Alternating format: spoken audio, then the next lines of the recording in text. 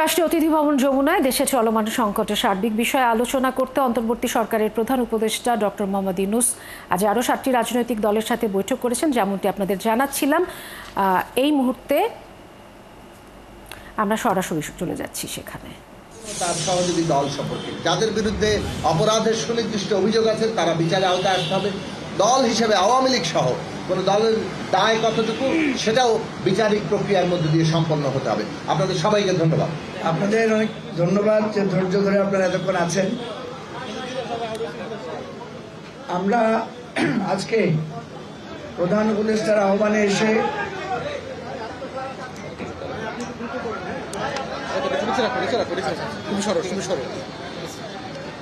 AB পার্টির পক্ষ থেকে আমরা 5টি বিষয়ে কথা বলেছি। প্রথমত আমরা আমাদের একটা অবজারভেশন দিয়েছি যে আমরা বলেছি যে সরকারের কার্যক্রমে সমন্বয় ও দৃঢ়তা এবং সুশৃঙ্খলতার খুব অভাব আমরা দেখতে পাচ্ছি।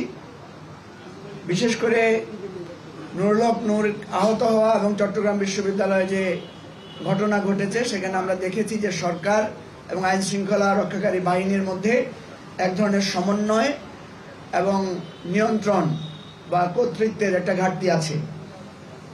এইটা যদি কেটে না ওঠে, সরকারের নিয়ন্ত্রণ, দৃঢ়তা এবং সমন্বয় যদি না হয়, তাহলে নির্বাচন নিয়ে যে সংশয় আমরা এখন দেখতে পাচ্ছি বিভিন্ন মহলে, এই সংশয়টা কাটবে না বলে আমরা দৃঢ়ভাবে মত প্রকাশ করেছি।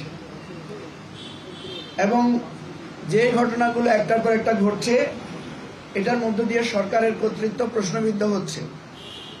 ফলে আমরা একটা পরামর্শ দিয়েছি যে আইন শৃঙ্খলা রক্ষাকারী বাহিনীর যতগুলো বাহিনী আছে সবগুলোকে নিয়ে আলাদাভাবে প্রধান উপদেষ্টা যাতে টপ টু বটম সবার সাথে একদিন একটা মিটিং করেন এবং সেখানে যাতে একদম প্রধান থেকে শুরু করে একদম সিপাহী পর্যায়েও যাতে ভার্চুয়াল এবং